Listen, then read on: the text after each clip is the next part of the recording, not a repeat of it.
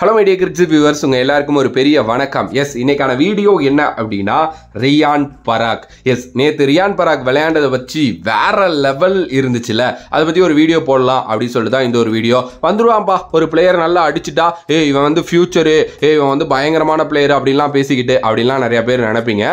But நான் என்ன அப்படின்னா ஒரு ஃப்ளாஷ்பேக் ஒன்று சொல்லலாம் அப்படின்னு நினைக்கிறேன். என்னன்னா ஒரு 6-7 மாதம் இருக்கும், ஒரு மாதம் கேப்பில் ஒவ்வொரு வீடியோ நான் ஒன்று போடணும்னு போடல. அந்த ஏதோ நிகழ்ச்சிகளுக்காக நான் போட்டேன். அது வந்து ரியான் பராக பத்தி தான் இருக்கும். எஸ், ஃபர்ஸ்ட் வீடியோ நான் எக்ஸ்பெக்ட் பண்ற 6 சூப்பர் ஸ்டார்ஸ் அடுத்து ஃபியூச்சர்ல யாரு அப்படின்னு ஒன்று போட்டிருந்தேன். அதுல நான் ரியான் பராக சொல்லியிருந்தேன். அது கீழே அவ்வளோ கமெண்ட் ரியான் பராக பத்தி வந்திருந்துச்சு, தப்பா அவனா ஒரு பிளேயர் அப்படின்ட்டு. அதுக்கப்புறம் அவர் ஒரு இன்டர்வியூ கொடுத்திருந்தாரு, அதை வச்சு ஒரு வீடியோ போட்டேன். அதுக்குள்ளே நிறைய பேர் திட்டிருந்தீங்க. அதுக்கப்புறம் அவருக்கு ஒரு இந்தியன் காலம் வர்ற மாதிரி ஒரு டைம் இருந்துச்சு, அந்த சையத் முஸ்தக் அலி நல்லா ஆடி இருந்ததுனால அப்போ ஒரு வீடியோ போட்டிருந்தேன். அவரை பத்தி செமையா பேசி அப்பவுமே நிறைய பேர் திட்டிருந்தீங்க. பட் அந்த 3 வீடியோலையுமே காமனா ஒரே ஒரு விஷயம் தான் சொல்லியிருந்தேன். என்ன அப்படின்னா ரியான் பராக் ஒரு எக்ஸ்ட்ரீமான டேலண்ட். அவருக்கான டைம் ஜோன் கரெக்டா அந்த ஐபிஎல்ல ப்ரூவ் பண்ற மாதிரி கிடைக்கல. அவர் இப்போ கொஞ்சம் மெச்சூர்டா ஆயிட்டாரு ரொம்ப நல்லா. இந்த ஐபிஎல் அவருக்கான ஐபிஎல், மார்க் மை வேர்ட்ஸ் அப்படின்னு நான் சொல்லியிருந்தேன். உங்கள்கிட்ட மட்டும் இல்ல, நிறைய பேர்கிட்ட நான் பேசுறப்போ ரியான் பராக்கை பத்தி கடந்த ஒரு 6-7 மாசமா நான் பேசிக்கிட்டே தான் இருந்தேன். இப்போ நான் அப்பயே பேசினேன், இப்போ அடிக்கிறான் அப்படின்லாம் நான் சொல்ல வரல, நான் என்னை பெருமை பேசலாம் வரல. ஆக்சுவலி அவர் உழைச்சிருக்காரு, எப்படிலாம் உழைச்சிருக்காரு, ஆர்ஆர் மேனேஜ்மெண்ட் எப்படி அவரை பேக் பண்ணியிருக்காங்க, அது எல்லாத்தையுமே தான் இந்த வீடியோல பேச போறோம். 2019 காலகட்டத்தில் ஆர்ஆர் இவர்கிட்ட ஒரு நல்ல டேலண்ட் இருக்கு அப்படின்னு சொல்லிட்டு நம்பி எடுத்தாங்க. அப்போ ஒரு 7 மேட்ச் விளையாண்டாரு அப்படின்னு நினைக்கிறேன். ஓரளவுக்கு டீசெண்டா ஸ்கோர் பண்ணாரு. ஒரு மாதிரி இந்த பையன் என்னமோ பண்றான் பாக்குற மாதிரி இருந்துச்சு. பட் பாலுக்கு பால் விளையாடுற மாதிரி தான் இருந்துச்சு. அண்ட் ஆர்ஆர் அப்பதான் கொஞ்சம் உருவெடுத்துக்கிட்டு இருந்தாங்க. பெருசா அவரோட எக்ஸ்போஷர்லாம் வெளில தெரியல, சின்ன பையன் இருந்துச்சு. அண்ட் ஓவரா ஆட்டிடியூட் கட்டுறாருங்கிற ஒரு விஷயமும் அடுத்தடுத்த வருடங்கள்ல இவர் மேல தொத்திக்கிடுச்சு. ஓகே, அண்ட் இவர் என்ன மேட்டர் அப்படின்னா அசாம்ல இருந்து வர்ற ஒரு கிரிக்கெட்டர். அசாம்ல இருந்து வந்து நிறைய கிரிக்கெட்டர்ஸ் எல்லாம் வர்றதே கிடையாது.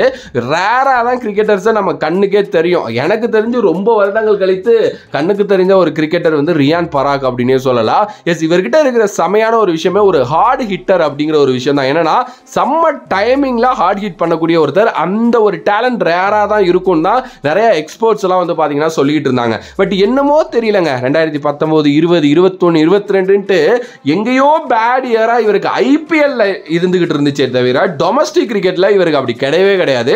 டொமஸ்டிக் ரொம்ப நல்லா ஆடுவார். அதனாலேயே என்னமோ தெரியல ஆர்ஆர் இவரை பேக் பண்ணிக்கிட்டே இருந்தாங்க. ஈவன் தோ எனக்கு தெரிஞ்சு 2022 ஆக்ஷன் நினைக்கிறேன் 3.8 கோடி ரூபாய்க்கு இவரை எடுத்தாங்க. யாருமே அப்ப இல்ல சந்தோஷப்படலை. ஏன்பா அவன் உங்களுக்காக 2-3 வருஷம் ஒழுங்காவே விளையாடல, எப்படி நீங்க அவனை இவ்வளோ போட்டி போட்டு எடுக்கிறீங்கிற கேள்விதான் அந்த டைம்ல இருந்துச்சு. பட் ஆனா ஆர்ஆர் மேனேஜ்மெண்ட் அவரை பேக் பண்ணாங்க. அவரும் இல்லை, யசஸ்வி, த்ருவ் ஜுரல் எல்லாருமே பேக் பண்ணாங்க. இவங்களாம் நல்ல எக்ஸைட்டிங் யங்ஸ்டர்ஸ் அப்படின்ட்டு சங்ககாராவுக்கு ரொம்ப நல்லா தெரிஞ்சிருக்கு. ஓகே, அண்ட் இவரோட உழைப்பை பத்தி நம்ம பேசுவாங்க. அகைன் சொல்கிறேன்ல, சின்ன வயசு அசாமோட கேப்டன்சி இவர்கிட்ட கொடுத்தாங்க. காரணம் இவர் ஐபிஎல் விளையாடுறாரு, கொஞ்சம் நல்லா எக்ஸ்போஸ் கிரிக்கெட்டர் இருக்காரு, நல்ல கிரிக்கெட்டர் அப்படின்னு சொல்லிட்டு இவர் என்னன்னா கேப்டன்சியை மேனேஜ் பண்ணணும். இவர் நல்லா ஸ்கோர் பண்ணி ஆகணும். நம்பர் 4ல இவர் வருவார். எப்படியும் ஃபர்ஸ்ட் 3 பேட்ஸ்மேன்ஸ் தும்சம் ஆயிடுவாங்க அசாமில். ஸோ இவர் வந்து டீமை எடுத்துகிட்டு போகணும் அப்படிங்கிற மாதிரி இருந்துச்சு. போன வருஷம் ஆரம்பிச்சிச்சுங்க, ஐபிஎல் முடிஞ்சதுக்கப்புறம் இவரோட அடின்னு அடிச்சாருங்க. இதெல்லாம் மட்டும் இல்லாமல் அந்த எமர்ஜிங் ஏஷியா கப் இந்தியா லெவலில் செலக்ட் ஆகி இந்தியன் டீமுக்காக எமர்ஜிங் ஏஷியா கப் இந்தியன் டீமில் போய் இவர் விளையாண்டாரு. எத்தனை பேருக்கு தெரியும் தெரியல, இந்தியா ஃபைனல் ஆனாங்க பாகிஸ்தானோட. ஃபைனலில் இவர் ரொம்ப ரொம்ப முக்கியமான பங்கு ஒன்று வகிச்சாருங்க. ரொம்ப நல்லா பண்ணார். ஈவன் தோ அந்த இடத்துல ரியான் பராக் பவுலராகவும் இவர் நல்லா தென்பட்டார். அப்பெல்லாம் நான் ஒரு வீடியோ போட்டிருந்தேன். அப்போ போட்ட ஒரு வீடியோவில் தான் நான் நல்லா பேசியிருந்தேன் இவரை பற்றி. பவுலிங்லையும் நல்லா பண்ணார், பேட்டிங்லையும் நல்லா பண்ணாரு. அப்புறம் அங்கேருந்து வந்தாருங்க, நல்லா மெச்சூர்ட் ஆனாரு. ஓகே, நல்ல ஒரு கிரிக்கெட்டரா இருந்தார் இவர். அப்படியே சையத் முஸ்தக் அலிக்குள்ள போனாரு. 750 10 மேட்ச்ல தொடர்ந்து அடிச்சாரு. தொடர்ந்து 750 அடிச்சாரு. அங்கேயே வந்து இந்த வருஷம் இவருக்கான ஏறுப்பா அப்படின்னு நான் தெரிஞ்சுக்கிட்டேன். ஏன்னா இவரோட அந்த மெச்சூர்டு கிரிக்கெட்டை நான் பார்த்தேன். நான் டொமஸ்டிக் கிரிக்கெட்டை பயங்கரமா ஃபாலோ பண்ணுவேன். ஒர்க் பண்றப்பெல்லாம் உட்காந்து பார்த்துக்கிட்டே இருப்பேன். யூடியூப்ல வீடியோஸ் பார்ப்பேன்.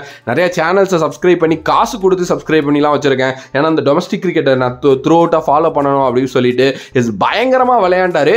குறிப்பா எனக்கு அந்த பழைய ரியான் பராக்குக்கும் இதுக்கும் என்ன தெரிஞ்சிச்சு அப்படின்னா அவர் ஹேண்டில் பண்ண ஒரு விஷயங்கள், அந்த பால் எப்படி விளையாடுறாரு, அதுக்கப்புறம் இவர் என்ன மாதிரி ஆட்டிடியூட் காட்டுறாரு அப்படின்லாம் சொல்லிட்டு தான். எஸ், ஈவன் தோ ரீசன்ட் டைம்ஸ்ல சங்ககாரா கூட சொல்லியிருந்தாரு. என்ன அப்படின்னா அவர் வந்து உள்ளேயுமே ரொம்ப மெச்சூர்டா தெரியுறாரு. இந்த வாட்டி அவருக்கு நாங்கள் ஒரு நியூ ரோல் வச்சிருக்கோம் அப்படிங்கிற மாதிரி வந்து பாத்தீங்கன்னா சொல்லியிருந்தாரு.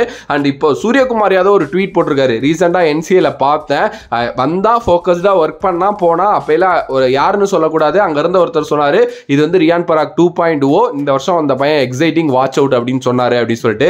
சீரியஸ்லி 17-18 வயசுல அந்த பையனுக்கு ஒன்றும் தெரியாதுங்க. அவர் காட்டுறது ஆட்டிடியூடுன்னு நினைச்சிட்டு திட்டுவோம், எல்லாமே பண்ணிக்கிட்டு இருந்தோம். பட் அங்கேருந்து வயசு ஆக ஆக 22 வயசு கரெக்டான ஏஜ். என்னால் என்ன முடியுங்கிறத நான் காட்டுறேன், நான் என் கிரிக்கெட்டை வச்சு நான் உங்கள்கிட்ட பேசிக்கிறேன், நான் என் வாய் பேசாது அப்படின்னு சொல்லிட்டு பயங்கரமாக பண்ணார். இந்த ஆர்சிபி மேட்ச் அப்போ ஹர்ஷல் பட்டேலோட ஒரு சண்டை ஒன்று வந்துச்சு. அதுக்கப்புறம் தான் இவரை ரொம்ப பேடாக எல்லாரும் போர்ட்ரேட் பண்ண ஆரம்பித்தாங்க. கிரிக்கெட்னா அப்படிதாங்க இருக்கும், ஓகே. பட் எனக்கு தெரிஞ்சு தி எக்ஸைட்டிங் யங்ஸ்டர். நான் ஒரு 5-6 பேரை சூப்பர் ஸ்டார்ஸ்ன்னு சொல்லுவேன் ஃபியூச்சரில். அதில் இவர் வந்து பார்த்தீங்க அப்படின்னா தனியாக நிற்க போகிறாரு அப்படிங்கிறதுல எந்த ஒரு டவுட்டும் கிடையாது. அகைன் அண்ட் அகைன் சொல்கிறேன், இந்த ஒரு மேட்ச் அடித்தார் இல்லை 2 மேட்ச் அடித்தாருங்கிறதுனாலாம் நான் சொல்லலை. சம்திங் இவரோட பேட் ஃப்ளோவாக இருக்கட்டும் அண்ட் அவரோட மசில் பவராக இருக்கட்டும், ஒரு செம்மையான ஃபீல்டர் அவர். அண்ட் அதை தாண்டி வந்து பார்த்தீங்கன்னா ராஜாமணி அவர் சொல்லியிருப்பார், பத்ரிநாத் அவங்களோட ஒரு இன்டர்வியூவில் அவங்களோட சேனல் சொல்லியிருப்பாரு. என்ன அப்படின்னா ஃபிட்டஸ்ட் கிரிக்கெட்டர் யாருன்னு பத்ரிநாத் கேட்டதுக்கு என்னைய பொறுத்த வரைக்கும் இப்போ இருக்கிற கரண்ட் இந்தியன் இதில் வந்து ரியான் பராக்கை தான் நான் சொல்லுவேன்னு அவர் வந்து சொல்லியிருப்பாரு. அதுக்கு பத்ரிநாத் ரொம்ப கேவலமாக ஒரு ரியாக்ஷன் வேற பண்ணியிருப்பாரு, என்ன அவன்லாம் ஒரு கிரிக்கெட்டரா அப்படிங்கிற மாதிரி. எஸ், அவர்லாம் இந்தியான்னு ஒரு பிளேயர், ஓகேவா விடுங்க. பட் ஆனால் அங்கேயுமே ராஜாமணி சொல்லுவார் என்ன அப்படின்னா, கிரிக்கெட்டை பற்றிலாம் நான் பேச வரல, பட் ஃபிட்னஸ் லெவல் அப்படின்னு பார்த்தோன்னா கரண்ட் இந்தியன் டீமோட போட்டி போடக்கூடிய லெவலுக்கு ஃபிட்னஸ் வச்சிருக்கான் அந்த பையன் அப்படின்னு சொல்லிட்டு. அசாம் சைட்லேருந்தெல்லாம் வர்றவங்களாம் பயங்கர ஃபிட்டாக இருப்பாங்க. இவர் ஒரு பயங்கரமான ஒரு ஃபிட்டஸ்ட் கிரிக்கெட்டராக எனக்கு தெரிகிறாரு. அண்ட் பயங்கரமான fielder. And again and again நான் வந்து அவருக்கு ரொம்ப ஃப்ளஷ் பண்ணுறேன்னு நினைக்காதீங்க நீங்கள். But he is something special, something அவர்கிட்ட என்னமோ இருக்குது. கொண்டு வந்துட்டாங்க ராஜஸ்தான் வெளியில். எனக்கு தெரிஞ்சு அவரை பேக் பண்ணுவாங்க அடுத்த வருஷம்னு நினைக்கிறேன். அண்ட் அடுத்த 1 or 2 இயரில் அண்ட் டெஃபினெட்லி ஷேவாக் இப்போ சொல்லியிருக்காரு இந்தியா ஆட போகிறார் அப்படின்னு சொல்லிட்டு. அதுதான் நடக்கும். இந்த ஃபார்மை கன்டினியூ பண்ணார் அப்படின்னா கூடிய விரைவில் அதை நம்ம பார்க்கலாம். சின்ன பையன் சப்போர்ட் பண்ணுங்க அப்படின்னு சொல்லிட்டு எஸ்எஸ்வி ஜெய்ஸ்வால் ஸ்டைலில் இந்த வீடியோ நான் முடிக்கிறேன். உங்களோட கருத்து இதை பற்றி என்னவோ மறக்காம கமெண்ட் பாக்ஸில் கமெண்ட் பண்ணிட்டு, if you like the video please like, share and subscribe to நம்மளோட கிரிக்ஸிப் சேனல்.